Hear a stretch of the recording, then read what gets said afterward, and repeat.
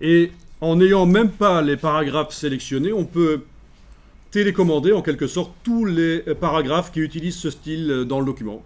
Donc je pourrais avoir un document de 150 pages, tous les paragraphes seront modifiés s'ils utilisent le style que je vais modifier là.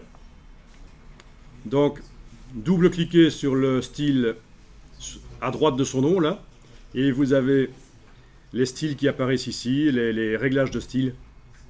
Donc son nom et tous les réglages qui sont en fait la même chose que ce qu'on trouve dans les palettes. Par exemple, ce qu'on a été voir tout à l'heure, la justification, on avait été dans la palette paragraphe. Dans le menu de la palette paragraphe, on était allé chercher justification. Ben, vous l'avez ici. Vous l'avez ici.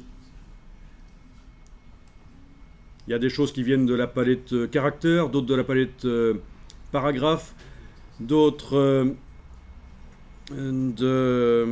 oui, des différents items de ces deux palettes.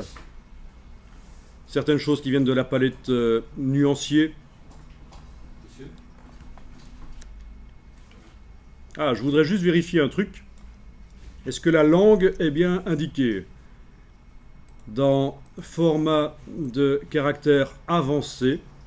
Ah tiens, il est indiqué que c'est du français. Et pourtant, ça ne me semble pas être du français, c'est plutôt de l'anglais. On est d'accord? Il y a, comme on dirait en Wallonie, il y a un sakwek in van AVC. Où est le problème? Ben, si je veux faire de la correction orthographique, ou même s'il y a des mots qui sont coupés, ben, ils ont besoin d'un dictionnaire en fait, pour que ça marche bien. La césure des mots en fin de ligne. Je suis pas certain que ceci soit une césure très réglementaire en anglais. Ça me paraît bizarre. J'aurais plutôt fait la césure après le cas, mais je peux me tromper, mais en tout cas, à mon avis, il y a tout ce qu'il faut pour que ça foire, puisque pour InDesign, c'est du texte en français. Regardez un peu ce qui se passe quand on va dans le menu édition, orthographe. Allez-y, menu édition, orthographe, et qu'on vérifie de manière dynamique, comme dans Word, l'orthographe. Vérification orthographique dynamique. Ben, il nous souligne quasiment tous les mots. Ben forcément, parce que ça ne fait pas partie du dictionnaire français.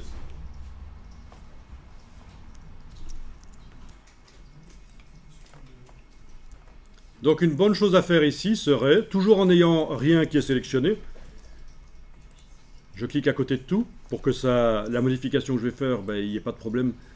C'est une bonne habitude quand on va aller modifier les styles paragraphes, de ne rien avoir qui est sélectionné. Donc avec la flèche noire, vous cliquez à côté de la page. Voilà. Eh bien, je vais double-cliquer à droite du nom du style et dans format de caractère avancé, je vais aller ici indiquer quelle est la langue. Bon, c'est de l'anglais, ça vient de Wikipédia en fait, donc on va dire anglais États-Unis, c'est l'anglais international.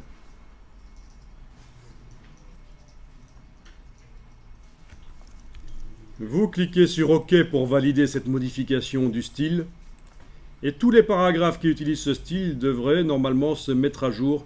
Je vais forcer la mise à jour du correcteur orthographique en désactivant la vérification orthographique dynamique dans le menu édition orthographe et en la remettant. Édition, orthographe, vérification orthographique dynamique. Voilà. Eh bien, maintenant, il n'y a quasiment plus de mots qui sont soulignés. Normalement, il y en aura quand même un ou l'autre. Des mots latins, normalement.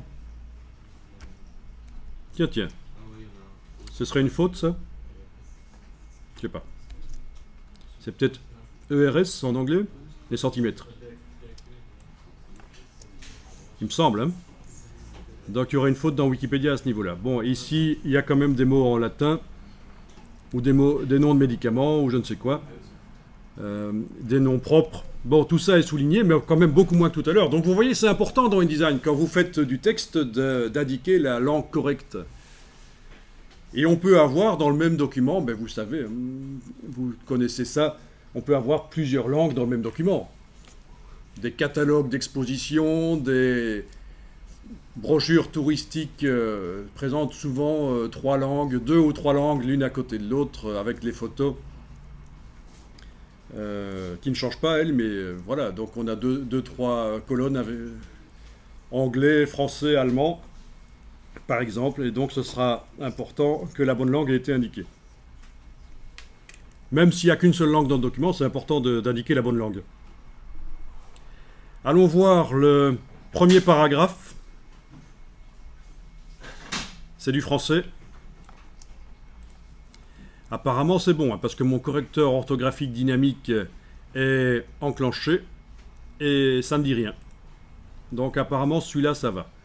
Quel est le style de paragraphe là? Avec l'outil texte, je clique dans un paragraphe, je vois que c'est le style qui s'appelle texte introductif. Je clique à côté de tout avec la flèche noire, je double-clique sur texte introductif, je vais voir dans format de caractère avancé, c'est bien du français, tout est logique. Pour ces premières pages, c'est logique que dans le style de paragraphe utilisé par ces premières pages, ils sont indiqués que c'est du français, parce que c'est vraiment du français en fait. Voilà, il y a quand même un nom latin ici qui est souligné, parce que c'est pas du français, mais tout est logique. Ça marche. Bon, la partie et le petit poney, c'était pas dans Wikipédia. C'est moi qui ai fait un petit test ici. Rassurez-vous, Wikipédia ne commence pas l'article sur le cheval en disant le cheval et le petit poney.